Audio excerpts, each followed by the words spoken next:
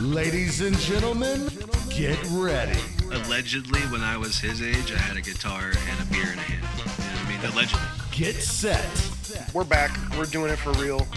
And we're only moving forward. So with that being said, It is time for the Ready Set Radio Podcast. Welcome back to another episode of Ready Set Radio Podcast. I am Flo T. I am the beard. That is J-Dubs, ladies and gentlemen. I want to direct your attention to the coolest guest we have ever had on this podcast, Mr. Jamie King, ladies and gentlemen. Yay. Give it up. Mr. King, Thank you for being here. Thank you for being I speak here. for all three of us. Thank you so much for taking some time out of your schedule to It's come an do honor, this. man. I appreciate you having me. Honestly, when J-Dub told us that he got you on the line to be on the show, we were just like, get the out of here. We both stood up and straightened our ties, and we're like, stop it. Hey, I've got a fat guy from down the street. And that actually ties into I wanted to talk to you about something. I don't know if anyone's asked you this before because I haven't seen it hope in it's any the other question interview. I'm thinking it is. Do you acknowledge the fact that you are a local legend? And how do you deal with that? I mean, it seems ridiculous. I mean, I think, it's just my name is. I think what that is my name is simple. It's Jamie King, the King thing, and it's just I've been in the scene for so long, and I think just people hear it.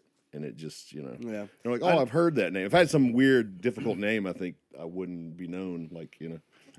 Maybe That may be true. It could be. We'll never know. But just in this business, I guess with bands, I've recorded and worked with so many bands. It's just See, I think that has more to do with it, man. Because my name is Floaty. Yeah. Nobody knows me, dude. I don't know. That sounds good to me. And what I think is more important is it's not just that you've been in the scene, but it's what you've been doing in the scene and doing at a high level. Yeah, I think is what makes the more important point on it. Yeah, I mean, I got lucky with some of the obviously with my own band early on, and some of the early bands that I was able to work with that went on to achieve some success. I think that's obviously, putting my name, my work out there, and I worked a lot, in there, especially in the first 10, 15 years, it was, 70, 80 hours a week, no exaggeration. And Wow. I think just this sheer volume of material that was getting pumped out, Right. I mean, if you're around here or into the certain scenes, associated with the bands that I worked with, I mean, you couldn't help but come across my name if you dig for some details, like who recorded this No or doubt. whatever. There was no way of So- avoiding your name if you were listening. If you went to one show and bought a record, I feel like there was a 70% chance that your name was on it. But yeah, that work ethic ended up being the foundation for that local legend status, I think, because there wasn't anything coming out around here that wasn't either touched by you or they were like, we wish we had gotten Jamie for it, Yeah, I know that you recognize that you being an engineer and producer left a giant stamp, but coming in the wave of bands just after Swift, right as you were getting ready to start taking that hiatus, that next wave of bands is when my band started playing big shows, and from being a fan of Swift before, I could watch all these other bands imitate not just the sound but stage presence and things like that. Oh yeah. And it's like your thumbprint as a band and as a drummer and as a producer is all over our scene to this day, even though there's less bands that were playing at the time that Swift was playing. Yeah, it's kind of crazy to me too that people still even remember, because we haven't been active in 10 years, 20 years. I mean, Yeah, you could wait it's 20 great. more till the next reunion show. You'll still sell out Ramcat. You know what I mean? Yeah, and funny enough, when you mentioned your own name, it's concise, it's easy to remember. I think there are a lot of same things that applied to your band early on, like that. That was on purpose. Yeah, I mean, like when we chose the band name Swift, it was just like, what's the easy to spell and pronounce name that. I mean, it didn't even really matter what it meant, and we were looking in a dictionary, and some of the other work names that we'd chosen were taken. So, And then you accidentally picked a band name that was hard to Google. You know? exactly. Yeah. Type in Well, Swift. now there's Taylor Swift. Even if you type in Swift NC Band, Taylor Swift is still the first thing that pops up. Yeah. Now. She just owns the And earth. then the second thing that pops up is one of their tractor trailers falling over. Yeah, exactly. But then there's you. You're third on that list right there. I love Swift. It's a great band. It's something that I enjoy. I wouldn't say that I'm a bigger fan than he is, but I do remember the very first time I heard Swift, and you might be able to help me with the year on this because it was 98, 99, something like that, 2000. I went to my favorite store, Record Exchange, Yep. and I'm purchasing my stack of random shit I'd never heard of before, and on the counter there is for free a cassette tape for this band called Swift, and it had this song on it called "Swell Guy." Changed. I was like, "This is the coolest song I've ever heard, man!" But I could only listen to it in my car because I didn't have a cassette player in the house. Loved that tape. Wore it out. Broke it. It snapped eventually. But what year was that? That was been confusing me. That had to be 99. 99. Yeah. Because I started. I found the local. When I figured out that there was a local music scene, because I didn't know that's how you played music. I didn't know there was like bars that bands came up through. I found that through Code 7. This is the first band that I found that was local. And then by them putting my foot through that door, I found things like Record Exchange where you could find local band CDs and stuff. They had a whole section of local music, and that's how I found Swift. And then by the time I was able to start going to see Swift shows, I was playing. I was in bands. So I didn't get to see Swift as much as I saw Code 7 at the height, because I was doing my own shows inspired by you and Code 7 and other bands like that from the area. So thanks. So 98, 99, that's awesome. I wish I could find that. What band were you in then? Marotech, way back in the day. Yeah. I heard of the name. It was a rap rock crap. Yeah, all of us were. Oh yeah, It's coming back. We were a party band. We might all want to get back in it because there's, man, it's crazy. Hey, J-Dub says yes. Yeah, I mean, Is he down? He's not even saying anything. What are you doing over there? He's giggling. He's like, I'm just listening to the He's conversation. like, I'm happy to be here. You damn right. J-Dub had a bunch of questions, and they're good. I'm going to have him to ask you some of them, but I wanted to ask you something that was a little bit different. I don't know if anyone's ever asked you this, because everybody wants to talk about your band and the albums and artists that you've engineered and produced and mixed and mastered and whatnot, but I want to know, like, what's a typical day in Jamie King's life? Like, what do you eat for breakfast? You know, like, what do you do on a day where you're not in the studio all day long? well, there's not many.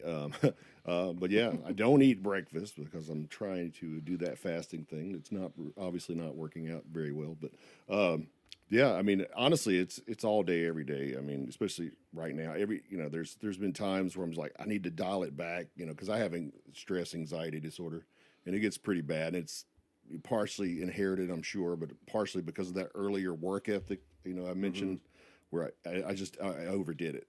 I remember my mom saying, you're gonna burn out. You need to dial it back. And I'm like, I need to get on the top of the bills, and I need to accomplish this and that. And that served me well, and with the old bands, because I put all the effort into that, and I put all the effort in the studio and all that stuff. But yeah, so there's time, like I try to take the weekends off and do stuff with the family. So it's usually just wake up, drink some mushroom coffee, work for 4 or 5 hours, take a dinner break, and when I don't have clients, I'll go to dinner with the family, and we'll take an hour or two walk and try to work that in daily. Come back, work another 4 or 5 hours, and then watch 30 minutes, an hour of something on Netflix or Max or whatever, and go to bed. That's my day. On the weekends, we try to go out of town because that's the only time I feel at peace. Like, because I feel like I've developed an allergy to work. Like my anxiety. I wake up during the week when I know I have to work, and I feel like the cortisol is just coursing through my and I've been on medication for it. Like I got on Lexapro, probably 15 years ago or so, and it was like 10 pounds a year on that stuff. They told me initially that you don't gain weight. Come to find out, you do gain weight. Right. I was despite I was doing OMAD, the 1 meal a day thing, I was still gaining weight, and then. Eventually I was like, I've got to get off this stuff. I've, developed fatty liver disease, all this terrible stuff. Crazy stuff. Yeah, because you're just sitting in front of the computer all day. Some people are like, oh, being an engineer must be awesome. And, I do still enjoy the work. I enjoy creating, when everything comes together, it sounds great. I'm stoked on it. It's still really rewarding in that fact, but it's just, it's not healthy to sit in front of a computer all day, every day. And that's what I did for many years without any exercise or anything. I just felt like, my eye was on the prize in terms of, the bands, the projects, the finances. I was like, valuing all that stuff. And then I think what really woke me up was having my son 10 years ago. I was like, man, stuff's got to change. I need to spend time with him. I need to be here for him. We could talk about that, man. I got a 3-month-old at home, and I'm this close to drowning, dude. You're right in it, dude. Well, it changes your perspective. It really gives you. It changes everything. Yeah. It really wakes you up, honestly. From the selfish mode that I was in, it woke me up, and I was just like, Yeah. man, I need to get stuff together for. Yeah, I gotta provide. start making something happen here. Like, Yeah, I money better gets- start having something to show for this. Yeah, exactly. Yeah, I get it. I totally get it. I can relate to that hardcore right now. Yeah, Oh, I'm pretty boring, simple guy. I'm a son of country folk that came from farms, both sides of my family, and so I enjoy yard work and like getting out in nature, hiking, stuff like that. Yeah, I get that. I enjoy that same stuff. You said earlier, what are you binge watching on Netflix nowadays? What And did yeah, dude? I finally, like I said, because I work nonstop, so there's decades, like there's 2 decades of stuff that I missed out. Playing So catch up. yeah, I just recently. I'm watching Cheers. Yeah, exactly. I do need to do that. that's hilarious. I used to watch that when I was a kid, but yeah, I just finished watching Deadwood, that series, the HBO Oh series. man, it's one of the greatest series, and also one of the greatest blunders ever. Yeah, exactly. Oh my god, I love that show. And then what? Yeah, What? yeah, No. yeah. But yeah, that Yeah. and, just I don't know. There's whatever I find series wise, and I love movies and anything that's good, but nothing's really smacked me in the face as being awesome lately. Yeah, I get that. I get that. But it's usually like kind of a wind down, 30 minutes of something, and then it's just it's tough to commit to some stuff. I guess I should have asked, how many movies do you actually make it through at night? None. Yeah, it's never. Yeah, it's always like 30 minutes, an hour of whatever it is. Funny enough, like silly enough, like I like watching these the super cheesy like home renovation shows.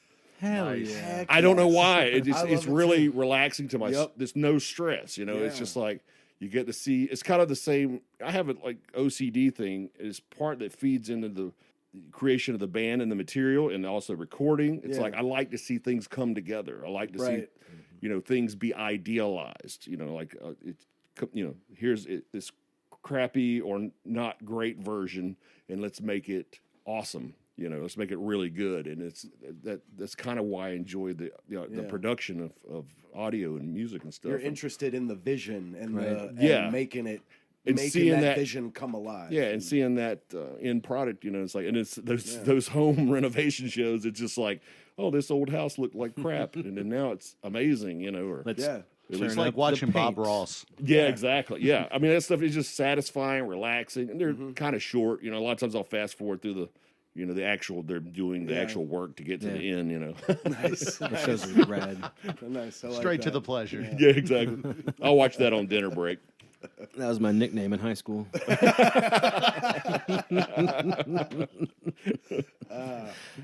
Do you have any hobbies that are not music related? Is there anything that you're doing or? I mean, like I just mentioned earlier, just mainly just hiking with the family. It's basically, the only thing I have time for or whatever. I'm trying to think of what I'd love to get back to some music. I'd love to get back to playing. I just can never seem to, my new basement or whatever. It's it's not very big or whatever. It's probably about the size of this place, really. But it's so when I have clients come in, I have to move my drum set, and it's just like if my drum set gets torn down, it's like I just won't put it back up for months. Like even if there's nobody there, but I really need for the exercise purposes and just creatively, like the guys in Swift, they all we keep talking about doing more stuff, and they're probably some of the only guys I really care to work with. I mean, they're my brothers, that we're on the same wavelength. And why wouldn't you? If you Yeah, I had a mean, chance? everybody's spread across the country. Billy's in New York, Gary's in Florida, Taylor's in Greensboro, Mike's still here in Winston or whatever. But it's hard for us to get together and find the time. The last record that we did was an internet record, basically. It's like, hey, send me guitar DIs. Yeah. And then I'll put some drums to that, and then we Right. go back and forth we get this structure, and then we got together for a few sessions to track vocals and go over some ideas or whatever. But it's just the guys coming up from Florida or us. We went to New York a time or two, and then so it was one of those situations where we didn't like doing it that way. It just wasn't as fun, and we don't feel like It's not as personal. the earlier records we did it old school. We just played. And like Just overdubbed the dudes vocals. in a room making Yeah, music. so there's an organic energy to that I personally enjoyed, and obviously from Swift being kind of old school, new metal, whatever, metalcore, whatever it was. You know, that vibe is, I feel like, is what it's needed. And the way we did the last one, it had to be to a click, you know, and grit it out and all that stuff. We kind of needed to do it that way. And it was kind of an experiment. You know, obviously the production value is higher on the last record, but I just don't feel like it connects in the way that we would want it to connect to people. You know, because Gary's vocals tend to be really emotional, and so the music kind of needs to be a little more liquid and emotional. So if we do another record, I would want to do us to get together in the same room and rehearse like we did. Do it the old feel way, it. yeah. You So, know, like- feel what sounds good and or feels good. So maybe something like that level of like quantizing takes the life out of like a Swift record or something, or I think, yeah. I mean, for us, I think for some styles of music, it's amazing. You know, it's Yes. like you know, it just makes it sound just more industrial machine. You know, there's some stuff that really benefits from that process. And I think there's something to say that because like you could do it that way and have it come out the same almost sounding, but it's not even. Sometimes it's more about how you feel making it. And That's what it is. That plays such a big part, and Yeah, 'cause you I- could still- I recognize that. Yeah, you could track live and still touch up things and Right. whatever. You know, it's like a record is different than a live performance, and it's you know, Right, You right. can hear it in more detail. You can rewind it. So I don't mind doing production to things, and I think there's value in that. And you know, it just idealizes the project or product, like I mentioned before. You know, and I enjoy that. You know, I usually don't. In my when I have my choice, I'd like to do production, but I like to do it in a way that's artistic and realistic. You know, still keep it within the realms of what's possible performance wise. You know, not make it too tight or too in tune and all this other stuff. You know, so Right. and nowadays that's an even like finer road to walk because there's a lot of bands that want to use backing tracks and samples and finding that what you can do live and makes sense to do live. Unfortunately, I mean, you know, I've worked with a lot of great bands, and there's a lot of artists who really can play, but unfortunately there's a in my recent experience, the people can't play the stuff and have it sound up to par, in my opinion. You know, not because they're not good players, but a lot of times people are rehearsing less. You know, back in our day, we got together for band practice 3 times a week. Yep. And it did shows on the weekends, and we're playing all the time, and we wrote the material that way, so we knew the parts, we internalized the parts, so we could play it with feeling and stuff. And there's so many people, and there's nothing wrong with the way artists are doing things today, but a lot of people writing with Guitar Pro. I do a lot of progressive metal these days because of Between the Buried and Me, BT of course. Bam, yeah. Of course. I was glad you're the one that said it. I didn't not wanna me, drop the because I names, wanted man. to bring it up. But yeah. My God. But yeah, What a gem they are. BT Bam and the Contortions, some of these bands that are on the more progressive lilt, they obviously inspire. You know, they're some of the bigger bands that I've worked with, and they're very inspirational to other musicians and stuff. So a lot of the clientele that I get are inspired from them, and they come to me because of them. Right. But obviously, like the Contortions, BT Bam, they're masters of their craft. They can play the stuff, and their records are. There's editing and stuff that goes into them, but it's just for aesthetic. It's not Yeah, it's because the same it has kinda, to be. It's the Right. same kind of editing Nickelback would put on their records. Absolutely, it's, yeah. It's the same stuff. I feel like so many people out there just don't understand how music is made. No. And it's kind of sad because they yell so loud from their high horse and they have no idea what they're talking about. Yeah, it's just it's a bummer, but- definitely a confusion on things like that. But Yeah. I do have a question on yeah. that. As far as recording bands, how many bands do you record that actually still record live drums? Most of the stuff that I do in my studio, I do most of them. I would say it's about 35% recorded in my studio as far as my amount of work. The bulk of my stuff is just production, editing, mixing, and mastering, and a lot of that stuff comes in with programmed drums. Right. But the stuff where people come to me, I'm like, I'm an advocate for let's put real drums on it. It'll feel better.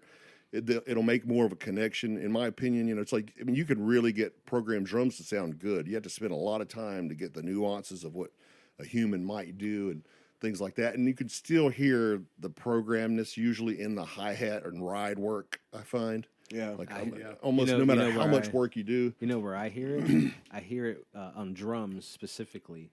That you don't hear the air moving through portholes. You don't Yeah. hear the attack of the stick on each hit. you hear the right tone, and Yeah, you can there's- do all kinds of adjustments. But like the air moving in the room Yeah. is something. Yeah, you get, like I said, you can get program drums close, but Mm-hmm. you have to program so many inconsistencies in to make it sound real and right. The computer's going to play it perfect, and you are not going to play it perfect. So we got to make it. Yeah, the main thing is, like when you got a real drummer that comes in and plays, if a halftime section hits in the middle of a song or something, or the breakdown or whatever it is, the drummer's going to hit instinctively just a little harder. Yeah.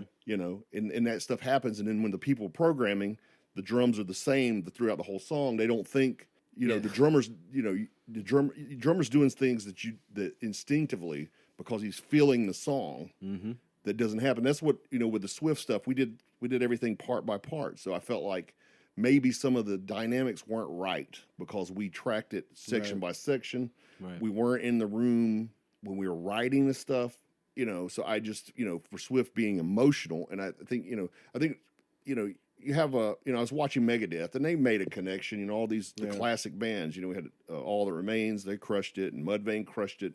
Megadeth, I mean, they all crushed it. And, and these are legacy bands, and they all made connections. Obviously, they had record label help, which was a huge aspect of it, but they were doing real records. They actually played on the records, and it's like, there's not a lot of new bands or artists that have come out and really connected in the past 10, 15 years. And I think some of that might be the production. It's like, it's too slick, it's too faked in the computer or whatever. We're losing the humanity in music. Yeah. When you A/B it, this really produced slick stuff sounds awesome. Yeah. It's just like, it's got a lot of sugar, and the real stuff doesn't have as much sugar, but it's better for you or something. More substance. Yeah, exactly. It's Prefer like one over the other. But this was more palatable over time or something. It's like, I feel like the this process stuff is just, for whatever reason, it's just not making a connection, and it could just be the material. But I think maybe the production going too far. People going too with programming the bass and the drums, and it's like it's a great tool, especially if you're on a budget. I understand it's a great writing tool. All this stuff, like I was mentioning earlier about, there's bands who they write everything with Guitar Pro, but see, they show up in the studio and have never even tried to play it, and it's like, dude, it's like, then you're focused on just trying to get a usable take, something that's clean and somewhat precise, but there's not going to be any emotion. They haven't internalized these parts, like we did, like the bands of the, I guess the alternative era, new metal era, rap rock, all that stuff. We all played, we weren't trying to play super technical beyond our ability stuff usually either. Right. There's an element of that that's going on, but just because, and then that, when somebody comes in, they're doing these, they rely on the technology for the record to sound good, then it's just kind of like I don't know. You end up with a product that's just, the ideas are great, but it's off emotionally and like dynamically and some stuff about it. And for whatever reason, that's not connecting with the listener, maybe. I know what you mean. Like, I've heard some records from bands that are the final product, and to me, it sounds like a demo. Yeah. Because it sounds like stock drum pattern A, stock, And you see the band live, and they're like awesome. Yeah. And it's See it, like, you're like jacked, and you hear the record, and like the record's just like flat. Yeah. Even though it's Gosh, technically amazing. Yeah, From their great engineer, songs. the producers like did an excellent job. Yeah. Everything's And clean. that's a discrepancy I've seen over years and years, over hundreds and hundreds of different bands I've seen go both ways. Like, you can have it like their record is great, they sound great on the record, and then you see them live, And you're they're like, garbage, yeah. What? That ain't it. That's man. been happening for the last 10 or 15 years. and, it's just kind of crazy, man. Because like you said, like I'm a little bit newer to the game. I didn't find our scene until around 2007, 2006 maybe. But I was off doing other things, and then I came back, and I was just like dropped into it, and that was when I met him, and I met all these other people I know, and found out about who Jamie King was, and knew all about Sweat and how it used to be, and I ended up being the same way. It was about learning and playing the parts and having something ready before you go and do any kind of recording, and not doing it just like writing it and tabling it out, and then trying to go to a studio with it. And it seems crazy nowadays because like there isn't. I don't want to name drop, but there's like one big major touring artist that's like all of the music is nothing but production. Yeah. And then they just run around and sing over it. And I'm just like, why is this what's happening right now? Yeah, Why is it blows my mind. yeah, not that there isn't talent there, but like it would be a lot more interesting. I think. know. We'll talk about it when we take a think break. I We'll see if you can know. guess or not, but not the point. I was thinking about that last night in the Megadeth show. I'm like, these guys have been doing it for all this time. They still make a connection. Even this new generation that's like has I obviously realized that's what was important about it. yeah. I was thinking, and I was talking to my wife. Like, are these new artists that are kind of famous now because of YouTube or TikTok rather? Are they going to be here in 40 years doing this anniversary show and anybody care? I don't think so. Maybe. They might be. I'm old. We're so not the I'm- ones who are intended to enjoy it. Yeah, I mean, apparently. when you're a kid, you fall in love with something, you tend to carry it through your whole life. So maybe that's what's going on. But it's just like it's like there's no band. With these bands, there's a band, or something. It's like there's, what are you going It's to? all singular artists that are doing anything anymore. Yeah, I mean, Shout out Louis Capaldi. I love that dude. I'm sorry, he's amazing. yeah. Yeah. But having said that, I do see a trend. There's a resurgence, and I've been this past year. I've recorded lots of bands who requested like, hey, we want to do this old school. Nice. That's good. Some of it's because we want to save money, but full production costs more time, more money, whatever. But they want it to sound more like they sound live. Honestly, I'd pay just to go experience it again. 'Cause, Yeah. like my early bands, that's how we did the records. We'd Yeah. get in a room and we'd Yeah. get the drum tracks by playing the song live and getting the tracks, and then start fixing things and changing things and Yeah. stuff. And then the last couple records that I did, it was almost 100% in the computer. Yep. Nothing analog about it for Yep. the most part. Like not even amps and drums or nothing. Yep. And does All it that sound was cool? modeled and- Yes, it sounds great. Sounds it amazing, yeah. cool. But I want the experience of being in a room with my friends making an album. That's yeah. It's totally different. I've had drummers show up. I'm like, So much more electric. yeah. They come in the studio and they think that's just how it's done. They think their favorite art. In some cases, their favorite artists did do program and everything, like Sleep Token, whatever.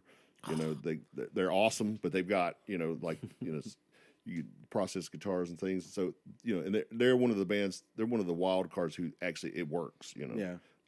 With the modern huge. It's almost like they production. wrote it into their gimmick. You Yeah. know what I mean? Yeah, Like yeah. It's Their shit's overprocessed, but I mean, I can watch two play. Yeah, that there's song real note for drums note. on it, Yeah. stuff like that. But you So good. you have artists come in and they think this how the records are made. I mean, I've had drummers be like, "Hey, yeah, I don't need to bring my kit, do I?" I'm like, Yeah. "Do you want to be What on are we the doing record here? or not?" Like, that was the fun to me. You when just want your back name in on my- it? If I went to the studio and the guy was like, "Hey, I'm a programmer of drums. What do you do here?" I would be like, "No, I am playing the Yeah, drums, no doubt. even if it sounds like not as Yeah, good." if you want to sound replace my snare because it was off, fine. But Yeah, I'm exactly. playing. Yeah. If you want to augment it with some samples, things like, I got no problem with those things. This is stuff that's doable live, 'Cause it has to at least be. Yeah, even, there even if some the tones. at aren't least what my I played. cymbals need to be Yeah. on the freaking record. Yeah. It's like it's just there's dynamics and energy and personality that comes through and gives the record identity. And a lot of records are sounding the same now. And Yeah, every drum has the same 10-inch splash on it, dude.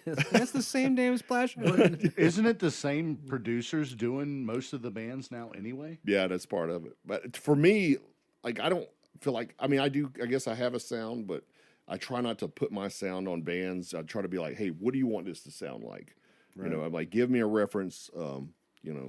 Pick some stuff on YouTube and send me some links. And I usually don't like try to copy anybody. My ideal recommendation for clients when they come to me, I'm like, just sound the way you sound. Let's use your gear choices, and your tone preferences. Let's see what it sounds like. If something sucks, is not as good as it needs to be. We'll adjust it. But let's see what you sound like first. I think that would be ideal because you need an identity. You need to be successful. You have to be an exclusive product. And if you sound too much like 30 other bands, it's a problem. But for me, it's this. I asked bands like, hey, what do you want to sound like? And they always pick the same bands. It's like, like I've had two bands back to back send me the exact same tone reference. Like they're from different states, don't know each other. And it's like, they just, to see granted that. the production on the record was amazing. It sounds great. We want to sound like ABBA. Yeah. I would be down with that. Hell yeah! Yeah, nobody wants to sound like ABBA anymore. I will tell you as I a always thought about that, the Chili Peppers. Like, I've never had anybody be like, "Yeah, we're trying to sound like the Chili." They're so successful, Yeah. but nobody wants to play music like that. It's weird. They're a strange example.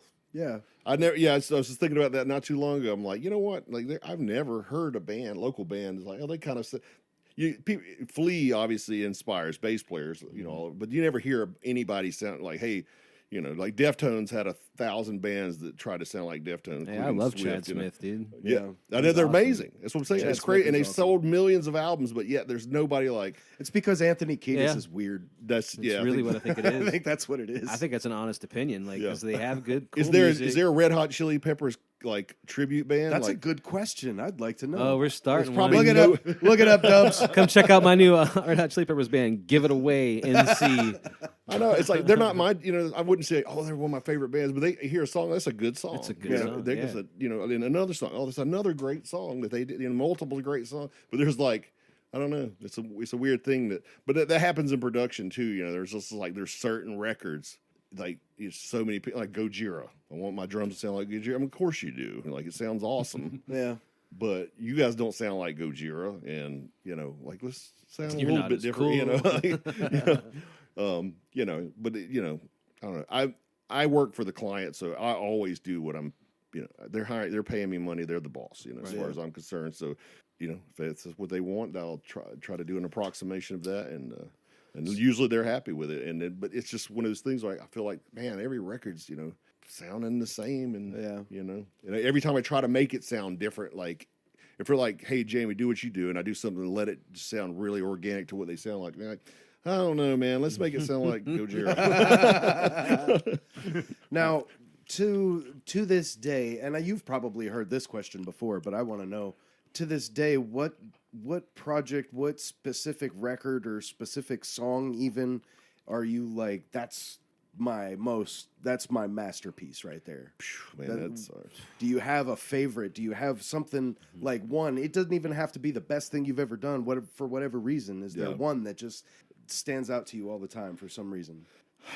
it's really difficult because I mean it's always like my latest stuff. This is the best, you know. Like every band's like, this is our Everybody best always song we've feels ever that. written, and Yeah. really it's not. Because a I lot of feel times like it's the that's second song that they wrote. That's an Yeah. artist's curse kind of deal. Yeah, So like, and I'm the same way as far as my production. I feel like the best work I've done is stuff I've done recently, and a lot of stuff's not even been released yet or whatever. But it's but in terms of stuff that's out there, I mean, a lot of people love the obviously the Between the Buried and Me stuff. You know, yeah. some of those. Alaska. Yeah, I mean, well, production-wise, that thing got sabotaged. That's a big story there. The original guy that mixed it didn't. It's not that he did bad work. He said he was one of those producers, like I guess a traditional producer who's like, you hired me to mix and produce your record, and I'm going to do it, and he won't even listen to the band. Oh, The he knows the label best. paid him, so he was just like, I'm going to do it. So he threw away our tones and reamped the guitars and did all this stuff that we had it sounding more in the ballpark of what we collectively wanted it to sound like, and then he just kind of threw it away. But luckily, I got to remix that record and kind of make it back to I was more actually gonna closer to ask, the way. Yeah, I know it wasn't too long ago. I saw you putting out there like, hey, if you've recorded something at my studio in the last X amount of years, you were offering basically free of charge remixing and mastering. Yeah. Was that because of new technology? Yeah. Or that's awesome. and man. more knowledge, but a lot of it's there's two aspects of that. Back in 2018,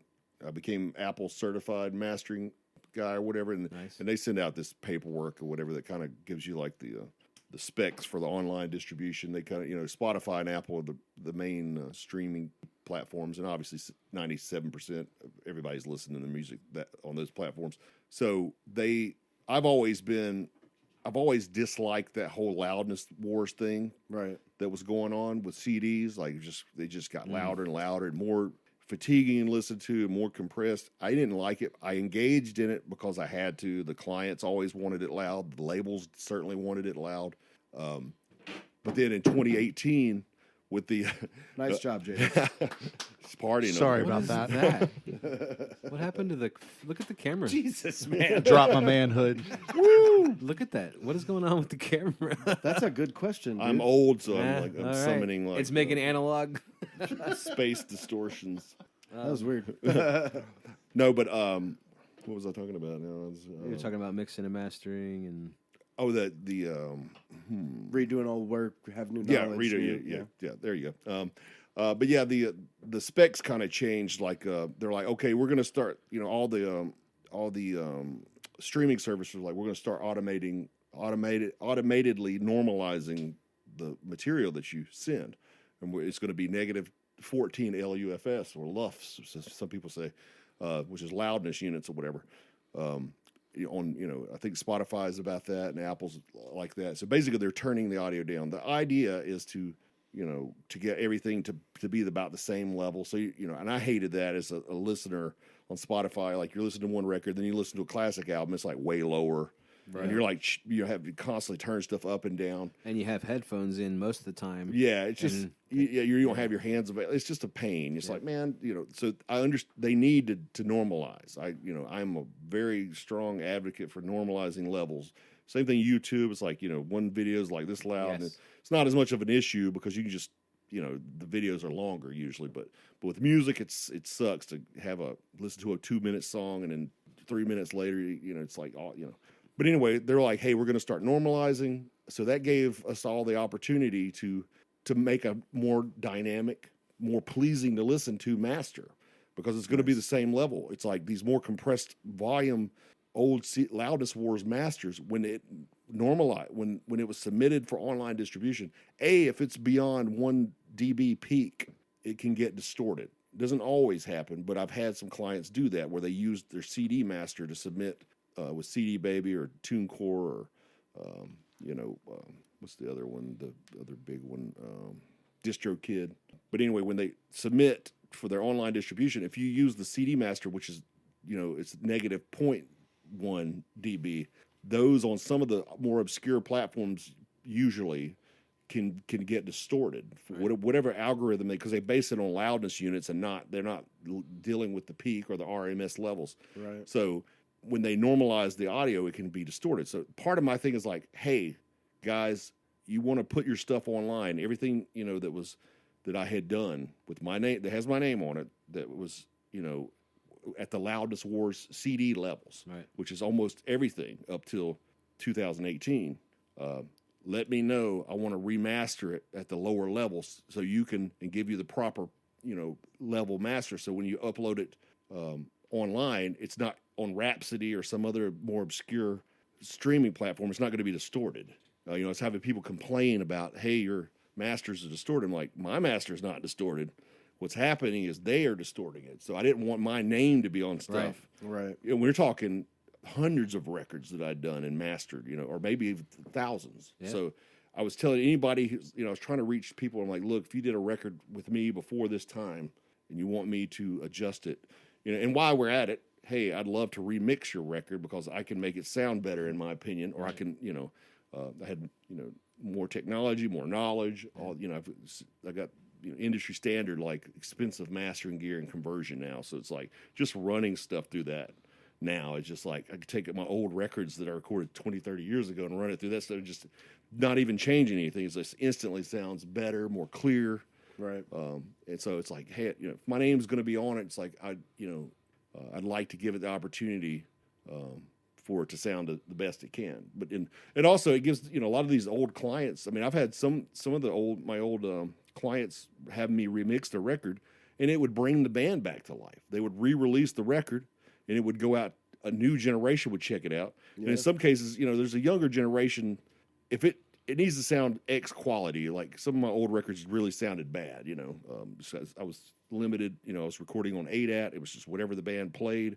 I had no technology to clean up their performances or, to fix tones and things like that significantly. So, I was able to make this stuff sound way more listenable. And then all of a sudden, there's a new generation that's interested in the classic music, and they're like, "Hey, this sounds really good." And the band's like, all of a sudden, they're selling CDs or vinyl. It's really huge, of course. And they're like, "Hey, let's get together and let's do a show." And there's a few classic bands who have returned and are active again, just based on the success of the remix. That's gotta feel good. Yeah, I was like, we need to do this more. Are we allowed to pick bands that worked with Jamie King that might get back together for some more stuff? Like, I don't think we get to pick shit, dude.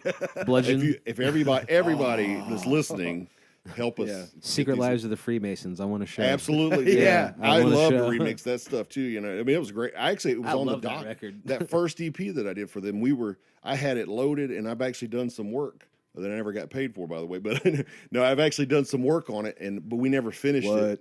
That's Do we the just label. have a moment That's here? gotta be the label. That's a label. That's the label's fault. Yeah, probably. Yeah. Yep. No, but they just asked me, "Hey, Call can them you-" out. Yeah. I'm not going to say. We know what label. We know what label. No, but I actually started on a remix of that stuff. But yeah, it was such great music, and That's a fun band and a fun album. yeah, I don't know. Yeah. Really, I don't know what Brian. I remember Brian. I don't know what happened with that project, but they were. I mean, they got signed and then they broke up. It was like, dude, now's the time to work. But they were working hard before then. They were tearing up the road, and Yep. I think they just got burned out. And it's like a lot of that happens to bands. And then when you get on with a big legacy label, you have the resources for promotion. But they want you to go just as hard. And if they not want harder. that's when you need to go hard, Yeah. because like, dude, you need to capitalize on, now you have the tour buy on money. Now you have the promotion that's letting the world know you exist. Now you need to go, Go chase it. work that Yeah. and then capitalize on that. But a lot of bands, by the time they get there, they've been working so hard for 5-10 Yeah. years, whatever. They're just, I'm Yeah, sure that was the Don't case. slow down till you get a plaque with a metal record inside of it. Yeah, exactly. Then you can slow down for a second. Does any of this sound familiar to you? Not me. I've never done this before. My career never did any of that. No, but that's largely, with like Swift. I mean, I worked personally, and I know the guys did too, but, I was doing all the management, all the production, all, just everything. I'm glad you said that. And it was, we were really, and I just kind of got burned. It was like, by the time we negotiated deals with, all the majors, and it started with Atlantic, and we didn't end up doing that because our manager talked us out of it. And then the final deal we were working with, it was in 2001, it was like 9/11 messed it up with MCA, and Matt from Tribunal helped us out. He put out the records, after we decided we're not going to do the major label thing or whatever. And pretty much the whole industry had fallen. They announced the digital media crisis in 2001. That's when, I don't know if you remember LimeWire and all that stuff. Napster, all that Yeah, stuff. Yeah, it's like everybody was just taking records, and there was no money. Like all the major label artists lost money that year, Right. on all their artists. So it was like they started dropping everything. That's when all the new metal and rap rock started getting flushed out, and then we were probably going to be one of those bands if our deal that we were negotiating with MCA would have gone through in 2001. We would have probably been one of the bands dropped in reality, just because we were, it was a $500,000 deal. We were brand new. Yeah, we were extreme too. We had a lot of screaming and stuff, and that wasn't like, for a major label like that, it was like, you could do Linkin Park screaming, but this kind of screaming that Gary did was just like, all right, that might be a little bit too much, I guess they had Stained and Linkin Park and some of these other bands that had some screaming, but it wasn't as extreme as what we were doing. So we were kind of like on the edge of. The main reason we were going to get signed is I remember this guy named Hans Adalt. He was King Diamond's former tour manager when he was younger in Europe. Oh, wow. And he liked the metal. He knew we liked real metal stuff too. So he was like, "Well, I'm gonna put your stuff out there. It's like let you guys sound the way you sound and see what happens, But I'm glad you brought up you handling booking and Yeah. all that stuff in Swift, because it gets a bit much. very early on, we had heard something about how Swift handled booking to expand your reach. Yeah. What we had heard was that Jamie calls up bands that can draw in cities in other Yep. states and say, "Hey, man, we will come and play for free if you come to our house and play for free." And what he was doing was getting in front of the bigger bands, audiences in their cities. It worked. Yeah, it was a And networking then- thing. Yeah, And then it's at pretty- home, when Swift is smart. packing out a place, he's keeping all that money. Yeah. He brings in 3 or 4 bands from states that Yeah. owe you free shows, bring them into town, and now you basically that's totally the opposite of stealing an audience. That's just using intelligence to expand. I'll come all the way It's to a good business Roanoke model. for free, but you got to come to Winston for free. Yeah, it was a form of networking, but yeah, I don't think we came up with that. I think that kind of was going on, but That's just we were how we heard of it. School for Heroes in Florida, they had a good following there. There was 500,000 people at every show. We had 500,000 people every show here. So they would put us on, the hard rock down there, which is way cooler than what we had to offer them. But they would come here, and eventually, our styles of music were similar enough to where our fans liked their stuff, their fans liked our stuff, and we built markets. And eventually, Cool for Heroes could come here and headline. And draw and crowd and make money, and we could go there, and we did the Minus Driver in Georgia, and there's different markets that we used to, like when Brian was with, I can't remember the band's name, but they were, I think it was STD, spelled STD, not STD, but it was like pretty clever. But he was in a band. We used to network with them in Asheville, North Carolina, and we got it to where like we could, by doing it, it's the same thing. It's a similar thing as like what happens. What's always happened with the tour buy-ons, you're doing it for exposures. Like, hey, we want to play with similar bands whose fans would like us. But in the tour buy-on, you have to actually come out of pocket and pay to be on the tour and stuff. So we couldn't afford to do that. But we could trade with bands. We were lucky, extremely lucky. We really worked hard to build a local following, and we had that. The Ziggy's where it would pack out, and Somewhere Else Tavern's been a small venue, but we'd pack out the local venues, and we could offer that to other bands. Like, hey, you want to come play in front of our crowd? Just give us a show. And my experience playing right before Swift at Somewhere Else Tavern, like one of those two bands right before. That show, dude. We had to carry our fucking amps over our heads sideways. Yep. It was so much fun, dude. Yeah. Couldn't breathe.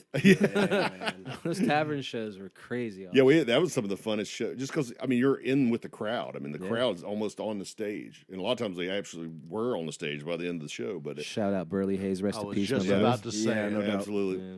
Long live Sweat. Dude, I'd been going to Somewhere Else Tavern on their earlier. The first location? The first location, Yeah. Freedman Mill, when I was like 13 or 14 or My something. first show ever that I went to was there. Yeah. Can't remember who the hell played, though. You see a band called Perpetual Iniquity and False Prophet. Those guys are early progressive I think death it was metal bands. Emmett Otter. Yeah. Yeah, it was a high school 'Kay. band. My high school friends were like, "Hey, we got a show." You guys weren't even alive yet. But yeah, it really worked. You wonder why. Like, I don't know. Is there a scene around here now? Like, Nope. Like there was when we That's- were. Not as far hey, as I man. See, because know. it was like Code 7 it's you stuff mentioned. like and- that's hurting the scene. Yes, there is a scene. It's just smaller. And It's it, on it life needs support. it They needs- could do these things. Yeah, They could still do these absolutely. things. It's just. I know all the venues that I know of have all closed. Yeah, the pandemic hurt a lot. Yeah. But there are places for bands to play if you just go I think look. if they worked it, I don't know the strategies we use, but like you mentioned, the cassette thing. We really all the. I worked at Little Caesars. Every dime that I got, we would buy more cassettes, and we just blanketed the area. Yeah. Or like free cassettes, and then eventually CDs. Yeah, Became that the free thing. cassette was the reason that my band gave out free CDs because Yeah. I could just pick it up It and walk worked, out with dude. it. Yeah. It's like we would go to concerts while people were in line. We hand. Nobody does that stuff anymore. I don't know if that stuff would work. People get a CD Yeah. nowadays, and they're like, oh, Physical throw it. media is almost dead. Yeah. Yep. But maybe it would. I don't know. Maybe if people did what we did in terms of we went to the big concerts when they came to the Coliseum, we'd just go in line to hand out flyers, and just really like for fans of Deftones and Korn and whatever. Looking we were back, trying to man, sell that was such fun times. And it worked. And like I said, we built a crowd of hundreds. Before our CD release, I think our first show there was 300 people. Granted, a lot of it was carryover from my previous band, Tragic Seasons. That's when I learned a lot of things. Tragic Seasons really helped me. It wasn't my band. I joined it. A guy named John Wright's primary songwriter, so we were playing his songs.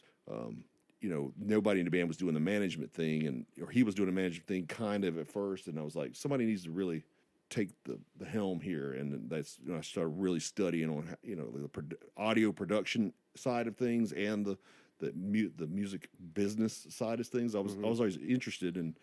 I acknowledged that, hey, this isn't the fun stuff, but it needs to be done. Right. And I would try to get everybody in the band to help, and they would always do some stuff, but it was always, like I said, I was, so I started, that's my email address is machinejk@yahoo.com, and it's like my old vocalist, Gary, or whatever, he helped me set up my email address, and they called me the Machine because I would go all day. I would sleep for 4 hours, and I was going to college, I'd go work, Then I would do the band for 8 hours. You know, I was online and networking, and then I would do the production. I would be recording. You know, started buying gear back in like '96, and you know, so I don't recommend it, but it's, you know, 'cause I'm paying the price with this stress anxiety disorder now. But Yeah. and just It's not a great health. lifestyle for the faint of heart. No, I mean, you know, but you know, you got to work it. You know, so many bands they'll come up with great stuff, and I've had bands come in and they record an awesome record. You know, Yeah. and then they won't even put it out. It's like, dude, you didn't even upload this to like Spotify. You didn't even give yourself a chance. Yeah, it's like it's been 5 years, and you're like, oh yeah, we never got it. I'm like, that's crazy, and they're like, no record labels called us back. I'm like, dude, they call you back when you got fans. I mean, like I said, Swift had the major labels and stuff were calling because we were selling thousands of CDs at Record Exchange. And they're like, what?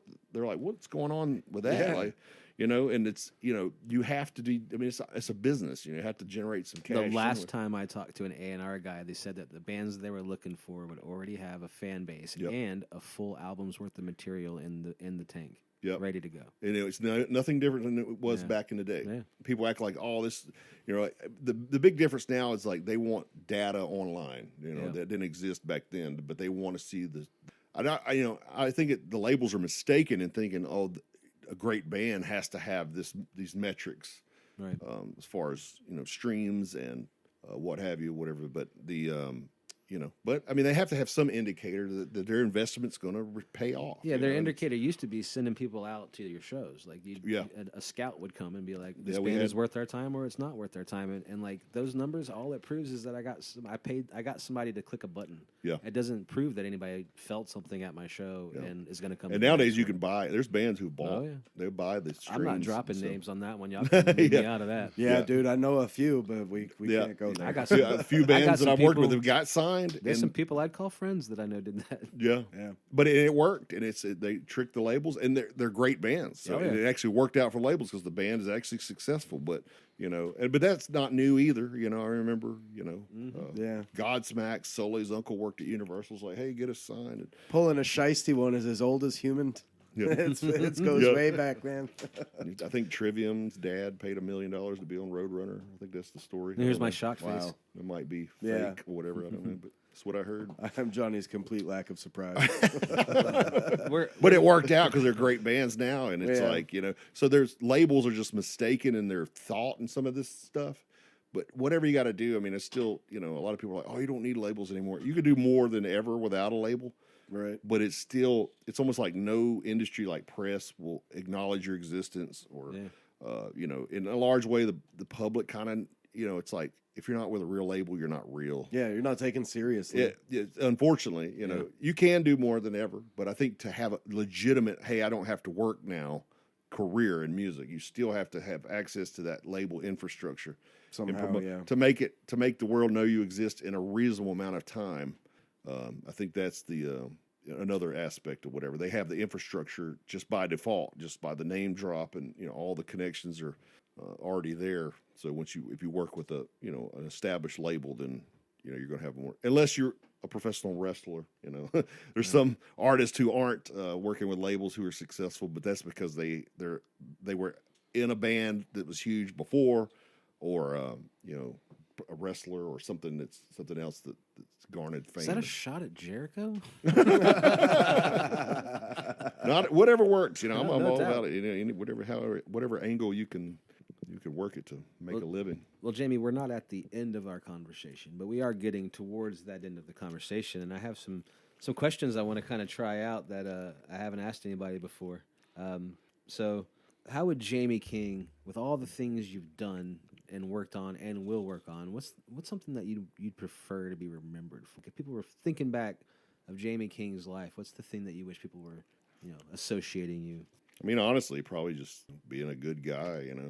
I've always genuinely tried to be a good person and help people out. Through even I know people are helping me out by by bringing their business to me. It's like it's always my biggest thing. It's like there's thousands of studios now. Not so much when I started, but yeah, just being an appreciated for really trying to help and and know that I appreciate them. I think that's the I guess the thing I would want people to remember the most. Nice. I can respect that. Let me check my notes. Okay. That is the right answer. Yes, correct answer. And I'm stealing from the Actors Guild Studio show because I want to know what's your go-to cuss word or phrase when you just got to cuss. What's your go-to? I'm trying to think. I mean, I know it's Because Eric's is fiddlesticks. No, I'm just kidding. It's not. yeah. I think I pretty much use them all pretty equal opportunity with the curse words. That's or the whatever. attitude I want to hear. I like letting them fly for sure. But like if I stub my toe, I'm like, God damn mother. Piece of money. You just rattle off, in a certain order. Pew, pew, pew, pew, Depends on pew, how pew. bad it is or how, Nice. Well, that's everything that I have. I think that J-Dub may have one or two left because he was really interested in throwing questions at us, and I just been ignoring him the whole episode. You're damn right. Throw us one, man. It's kind of starting to make me feel some kind of way. That's not a question. Anyway, I was wondering what's new, like in the studio. Like, what do you, as far as equipment right now? What's your drum setup looking like? Drum setup. Funny you mentioned this. Audix mics. The guys at Audix just sent me a box of mics to try out and stuff like that. I helped them with some R&D on some vocal mics or whatever. So they sent me some cool new ones to check out. Obviously they're not new stuff. The D6 and all that. Right. Pretty standard. A lot of people love. I've done a lot of mixes with those, but I personally didn't have them. But yeah, I don't have a lot of new gear. I got the gear that I have now. I kind of feel like there's no upgrading. It's just like I could change vibes maybe, but Right. I've got some, the API preamps I love on the shells, on the kick snare toms or whatever. Do you still have the drum rack my dad made you? Your mic's over there, dude. I might have that still.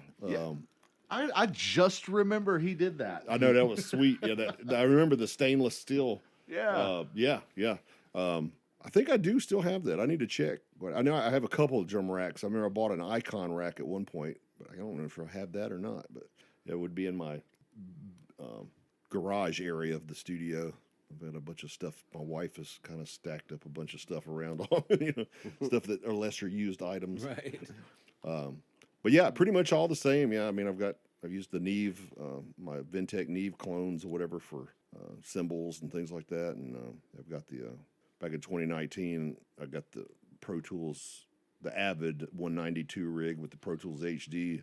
And there's supposedly clones of some of the best, they're like reverse engineered, I can't remember the name of the audio converters, but they're supposedly the best audio converters in the world. And I remember I bought that rig and I hooked it up. It wasn't cheap, it's like $15,000 of stuff, but I plugged it up and just everything sounded bigger and more airy and more defined, and stuff like that. So I'm like, dude, it's really, I don't see it getting any better than this. This is crazy, So with that combination, and I guess the most recent purchases were my Manley Massive Passive for mastering, and I got the SSL Fusion. It kind of gives me the SSL desk kind of tone, so I run all that stuff with my mastering. But yeah, everything else is pretty standard. Probably the same thing. A lot of the same stuff that I was using back in the day. The Beta Nice. 91 kick drum 57. I use a Beta 57 on the snare, and the Sennheiser 906s on the toms, or If it ain't 904s. broke, don't fix it. Yeah, it's just. Yeah. These are tried and true kind of standards for a reason. I've found out. I've tried other things, and I come back to it. Yeah. Maybe it's because they more easily achieve the sounds we're accustomed to hearing. Maybe that's why I do. But it's definitely the sounds that I prefer to work with. I already have my default like kind of EQs and stuff that are going to work well with these mics and stuff. So.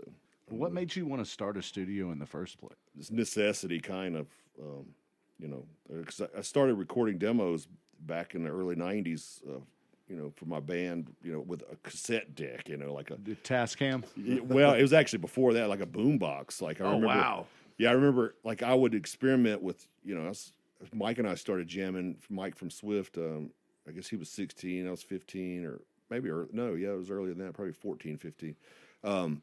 But we wanted to record the stuff, and I didn't have any recording equipment. So we just set up a boom box. I'm like, well, I can't really hear the guitar because it's close to the drums. So we'd move the guitar cabinet close. I was actually practicing mixing, and I was like, I realized if I put the boombox behind the drums sound more even and balanced than out in front. You know, like so just by default, out of necessity, I was like, you know, I need to be able to record.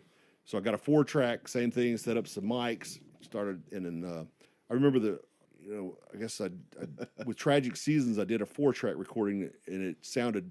We released a kind of a cassette, you know, homemade demo type of thing. And it boils down to out of necessity and by accident. Yeah, that's amazing. Yeah. I love that. I love that. Yeah, that's quite an answer. Yeah, but it turned into this thing. It's like I kind of noticed when I was young. I was like, maybe I have a knack at this because I put that in the 4-track, and it didn't sound great. You listen to it now, it's like that sounds like garbage. But at the time, it sounded as good, if not better, than some of the stuff coming out of real studios in the area. Right. And I had a band's like, hey, who recorded this? And I was like, I did on the 4-track in my parents' basement. And so I bought an ADAT, which is digital, cleaner, sounded better, just went from one stage to another. And it's like, I mainly got into it to record my own band's ideas and stuff. And then I guess the Swift Thoughts or Thought was the first like 16-track recording that I did and released. You know, I wasn't like charging anybody any money before that, but I put that out and other bands heard it and they're like, you know, obviously Between the Buried and Me came, I guess they heard it and they're like, who did this? And I did the first Between the Buried and Me demos. And, but yeah, after that, I kind of realized like, hey, maybe I can make some side money on this because my primary focus was the band.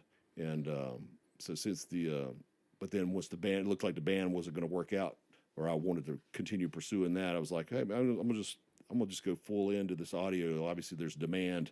At that time, part of it, you know, there wasn't a lot of people around doing metal, the younger styles of music. You know, all the studio equipment was insane expensive. So it was like the only people recording were older guys. They would record beach music or country. There were no like metal guys in the area who would like make their kick drums snappy and stuff like that. So I was like one of the only guys local that would give the snappy kick drums and the ripping guitar tones that the bands were looking for and just distorted scream vocals, things like that, you know. And so I kind of got business by default, and it just kind of evolved from there. Right place, right time. Yeah, exactly. Yeah, I benefited from that. I feel like a jerk. I'm forgetting his name, but the local producer that was the big name before you, a lot of stuff on like Huel Records. Oh yeah. What was his name? Date? No. Yeah, I know exactly who you're talking about because I remember listening to stuff like Squat Weiler's, all that. Yeah, I wonder if he still does it. I can't remember his name. I feel like a jerk. It's on the tip of my tongue too. It's before my time, man. I don't know. Dave sounds right for some reason. That was Dave, and it begins with. I'll look it up and we'll put it in here somehow. But, yeah, exactly. He was the first local producer I'd heard of because when I first started playing music, I knew I wanted to do records, so I was right into like how our records made, engineers, producers, record labels, cool. So I was always looking on the backs of albums and inside the liner notes, like who engineered it, who produced it, who mixed it, who mastered it. Yep, same here. Who were the session musicians? Like I was so interested into like how albums were made, and it was always my favorite part of being in a band, being in the studio, tracking, and be like, hey, why'd you click that button? What does Same that thing do? for me. Yeah. Yeah, I just loved it. I liked the shows, but shows were a source of stress and anxiety for me. A lot of times it was because I was having to do all the promotion, and I was the guy that booked the show. And if something's going wrong, they came to me, and it's like deal with. There was a lot of band jealousies or like just bad attitudes about things. Like bands accusing us of like telling people to not come for their, you know, like at Sweat we'd go on at 10. Mm-hmm. Burley, we had younger crowds, so Burley would like we had to go on at 10. We couldn't go on later. But then he would put bands after us. I think and then all our crowd would leave. Everybody would roll out. Yeah. Because we played there every month. So all our fans knew we played from 10 to 11. Right. So they would come, and Burley had a bad habit, in my opinion, of putting bands that didn't make sense together stylistically. Yeah. So like a reggae band would go on after us, and our kids would not care about that. You're not wrong, but occasionally Burley's toss it in a bag and pull out 5 bands that were awesome together. Used to make some magic, even if they were different genres. Yeah. Occasionally, it was an amazing night. I was into it as a me too. fan, but most kids come to see some new metal. You got a totally different genre, a blues rock band. Right. Yeah, but and bands would blame us and say we told them to leave. Like we're not telling people to leave. That's crazy. Like. Yeah, give them a reason to stay. But it was a lot of stress for me because I'm a people pleaser. I want everybody to be happy if possible, and it really hurts my soul when somebody's unhappy with me and whatever. And it was just like, so the studio stuff was I'm in control here. I'm definitely not going to rip somebody off.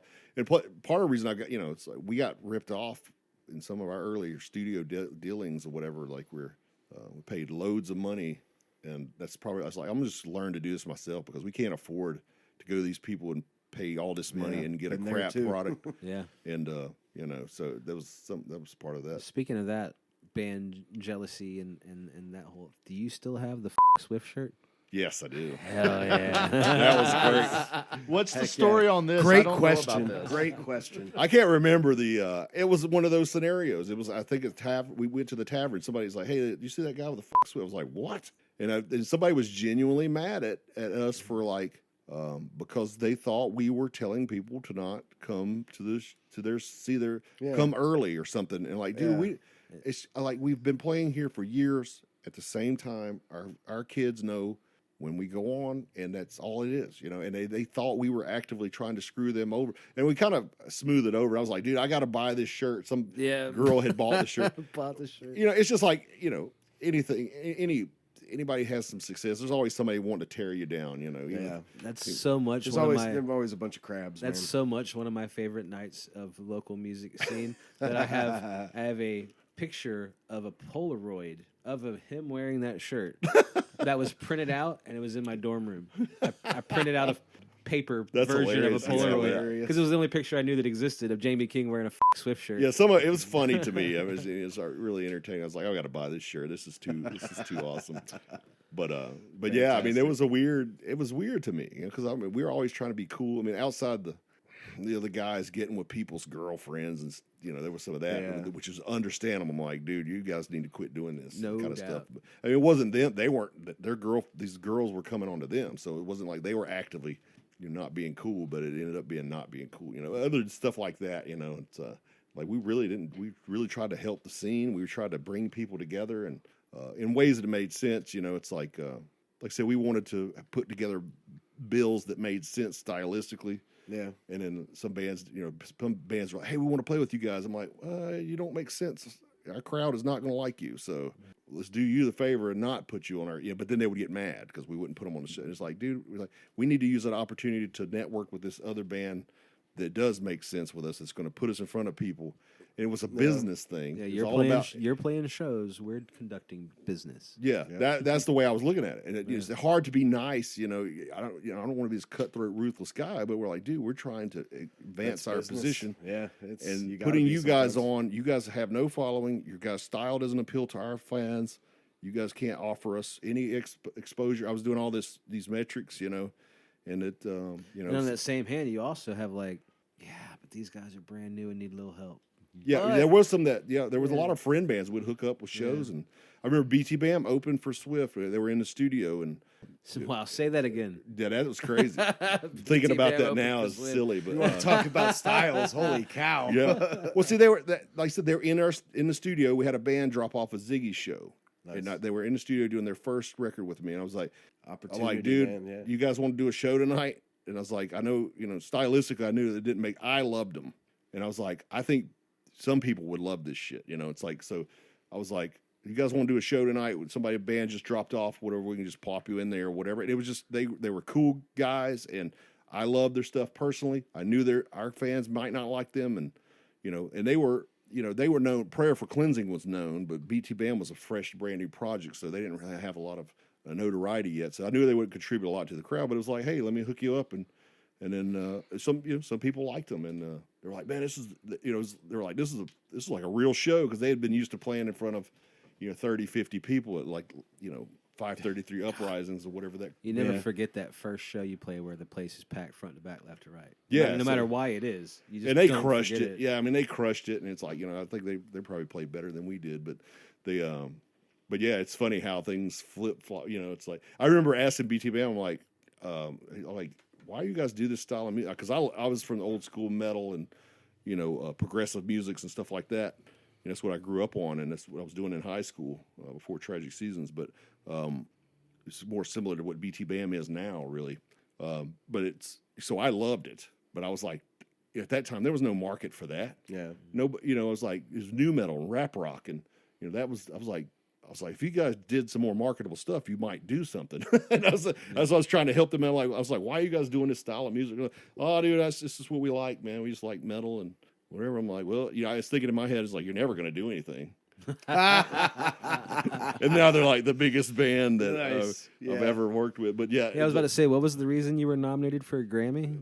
What was that? What band was that? Yeah, exactly. I've met Yeah, people I in all owe ends them of this so much, country yeah. who know of the album Colors. Like, it's crazy, dude. It's crazy. Most of my whole living is because of recording for them. It's crazy that I actually really did think that. I was like, man, this stuff is awesome, but nobody's going to like it. Way more people like They it than I they would've actually thought. helped usher in that whole Yeah. thing that they do. The whole prog thing the now is hardcore, progressive next level. hardcore, and Yeah.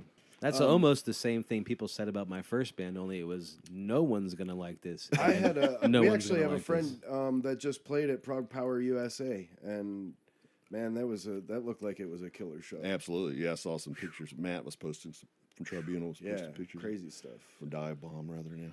We don't have a lot of time left, but I do have one specific question I do want to ask because we are all touring musicians at some point. Yep. But what is the craziest thing that's happened to you on? So we didn't really get to do a lot of touring. We just did a bunch of weekend warrior type stuff. But I'm trying to think crazy. Nothing is intensely crazy. I mean, there's been wild nights, like our bass player Billy. We found him. He went to a strip club, and we had to get our van fixed. And we came back, and he was like laying in the ditch. And we're like, "Where's Billy?" He's in.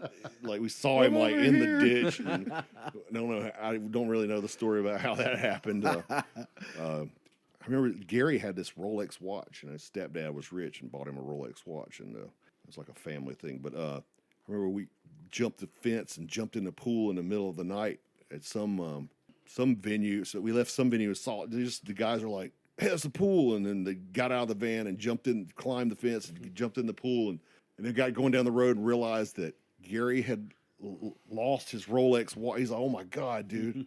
So we had to go back, get in the pool.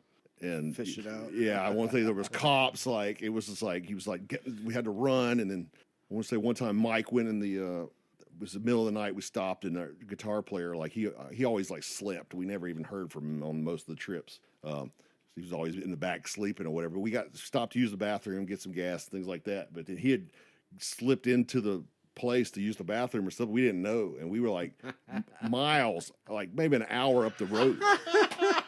Dang. This is before cell phones. No cell phones, Holy dude. So it's like we're cow, getting dude. pages, 911 pages, and he's like, finally called the cell phone back or get a pay phone, call the pay. He's like, "What the dude?"